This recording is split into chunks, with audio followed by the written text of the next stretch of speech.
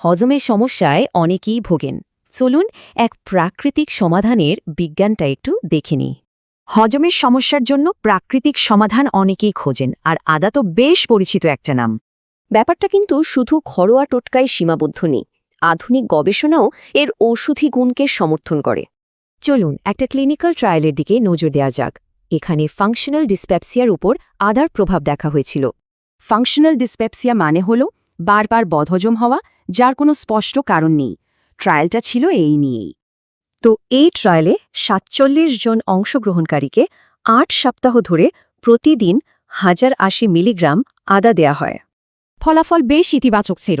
দেখা যায় ৮৭.২% অংশগ্রহণকারী কোনো সমস্যা ছাড়াই এটি গ্রহণ করতে পেরেছেন। মানে একদিকে যেমন এর সহনশীলতা অনেক বেশি, তেমনি মাত্র ১২.৮% ক্ষেত্রে মৃদু পার্শ্ব প্রতিক্রিয়া দেখা গেছে। কিন্তু প্রশ্ন হলো, এটা ঠিক কিভাবে কাজ করে?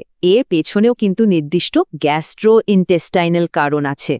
আদা মূলত পাকস্থলী খালি হওয়ার প্রক্রিয়াকে দ্রুত করে আর অ্যান্ট্রল সংকোচন বাড়াতেও সাহায্য করে।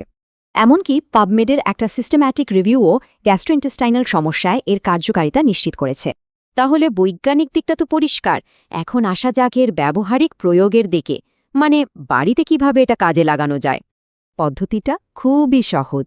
১ ইঞ্চি আদা কুচি করে ১ কাপ পানিতে ফুটিয়ে নিলেই হবে। প্রয়োজন মতো এটা দিনে ২ থেকে ৩ বার পান করা যেতে পারে।